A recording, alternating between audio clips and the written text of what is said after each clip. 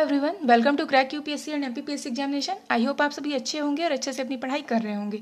आज का पहला इंपॉर्टेंट फैक्ट ये है कि हाल ही में all India radio all India radio ने एक प्रोग्राम लॉन्च किया है जो कि संस्कृत लैंग्वेज में है।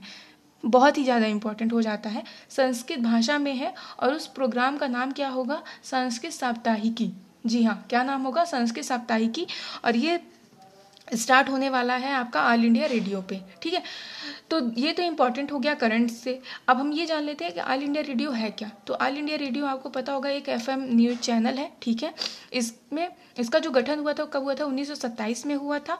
और इसका जो हेड क्वार्टर है वो कहाँ है? आपका न्यू दिल्ली में है। ठीक है, और आपने देखा होगा कि जो ऑल इंडिया रेडियो का जो लोगो होता है उसमें आकाशवाणी लिखा होता है ना। तो वो आकाशवाणी टर्म कब दी गई थी? तो 1956 में, यानी 1956 में आकाशवाणी शब्द प्रसार भारती के द्वारा इसमें ऐड किया गया था। ठीक है, नेक्स्ट इंपॉर्टेंट फैक्ट है कि आपको पता होगा कि हाल ही में सीबीएसई ने पार्टनरशिप की है आपका फेसबुक सोशल साइट के साथ एक डिजिटल कैरिकुलम एक्टिविटी के लिए, जो कि स्टूडेंट्स के लिए बहुत ही ज़्यादा बेनिफिट करेगा, है ना। ये डिजिटल एक्टिविटी कैरिकुलम से रिलेट कर रहा है, इसलिए आपको पता होना चाहिए कि इसमें कौन सा मिनिस्टर आएगा। तो मिनिस्टर ऑफ एचआरडी। ठीक है, जिसके मिनिस्टर कौन है? आपके रमेश पोखरियाल जी है। तो उनके द्वारा ये काम किया जा रहा है। इस कैरिकुलम एक्टिविटी में यानी पाठ्यक्रम में यह ऐड किया जाएगा कि मान लीजिए कोई भी कंप्यूटराइज्ड इमेज है, वीडियो है ना, कोई भी डाटा है, उसे 3D मॉडल पे एक्टिव किया जाएगा, जिससे बच्चों के फ़ोन पे जो भी अगर वो जिसके थ्रू वो पढ़ाई कर रहे हैं तो उन्हें ऐसा लगे कि उनके सामने वो रियलिटी में काम चल रहा है। ठीक है, तो ये ऐड किया जाएगा। अच्छा, इसका नाम क्या दिया गया है? आपका एगुमेंटेटेड रियलिटी। ठीक है, तो ये आपको कैरिकुलम का नाम भी पता होना चाहिए। यही चीज़ें जिसके द्वारा वो 3D मॉडल पे ये काम कर पाएंगे और उन्हें ये लगेगा कि उनके सामने ये सारी एक्टिविटी कंप्लीट हो रही है।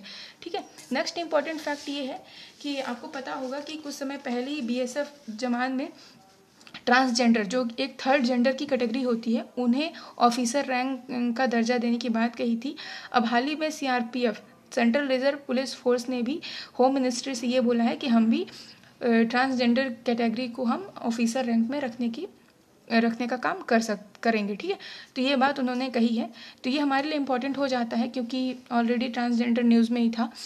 तो ये तो हो गया करंट के लिए, लेकिन हम ये भी जान लेते हैं कि इन्हें कब कैटेगरी में रखा गया है। तो जब अगर आप कभी कोई फॉर्म फिलअप करने जाते हो तो उसमें आपको मेल एंड फीमेल जेंडर दिखने को मिलता है, लेकिन 2014 के बाद, है ना, जब से सुप्रीम कोर्ट ने अनाउंस किया था, डिक्लेयर किया था कि ट्रांसजेंडर को थर्ड जेंडर की कैटेगरी में आप रखो, है ना। तो उसके बाद अगर आप कुछ भी देखते हो फॉर्म में तो उसमें आपको मेल फीमेल एंड एक आपको थर्ड जेंडर की कैटेगरी भी मिलती है। ठीक है, और इसी पे आप पार्लियामेंट ने भी इसमें पास कर दिया है अभी 2019 में एक एक्ट ला करके, प्रोटेक्टिंग ऑफ राइट्स एक्ट 2019, है ना। तो इसलिए और भी ज़्यादा प्रूव हो जाता है, इसके लिए इंपॉर्टेंट हो जाता है। तो ये हमें पता होना चाहिए अगर ट्रांसजेंडर से रिलेटेड अगर कोई क्वेश्चन आ जाए तो।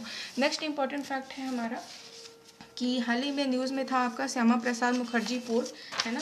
तो श्यामा प्रसाद मुखर्जी पोर्ट कहाँ स्थित है? तो आपको पता होना चाहिए कोलकाता में स्थित है। ठीक है, कोलकाता कहाँ? वेस्ट बंगाल में, है ना, पश्चिम बंगाल में।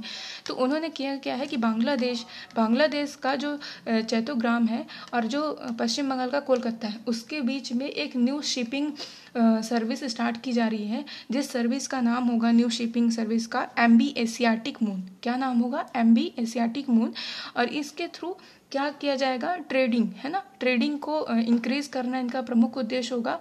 इसके साथ साथ ही दूसरा जो सबसे ज़्यादा इम्पोर्टेंट ऑब्जेक्टिव है इसका कि दोनों ही देशों के मध्य में जो बायलैटरल रिलेशन है यानी द्विपक्षीय संबंध है उसे बढ़ाने का काम किया जाएगा। ठीक है, क्योंकि आपको पता होना चाहिए बांग्लादेश हमारा स्टार्टिंग से ही बहुत अच्छा, जब से शेख हसीना जी आई हैं तब से हमारे रिलेशन वहाँ से अच्छे हैं। ठीक है, तो हम उस रिलेशन को अच्छे से मेंटेन करके रखें, इसलिए ये चीज़ हो रही है। ठीक है, तो वर्तमान में इम्पोर्टेंट तो ये हो गया। ठीक है, किस रूट पे काम करेगा? तो इंडो बांग्लादेश पे। ठीक है, और अगर हम थोड़ा सा जियोग्राफी मैप पे अगर हम देखते हैं तो आपका जो वेस्ट बंगाल है उस भारत का एक ऐसा राज्य है जिसकी सबसे ज़्यादा सीमा बांग्लादेश के साथ लगती है। ठीक है, और वैसा भी अगर पूछ लिया जाता है कि अगर भारत के पड़ोसी देशों में भारत की सबसे ज़्यादा सीमा किस राज्य से लगती है, किस देश से लगती है, तो आपका बांग्लादेश होता है। उसके बाद ही आपका चाइना आता है, ठीक है। तो ये आपको इंपॉर्टेंट फैक्ट पता होना चाहिए।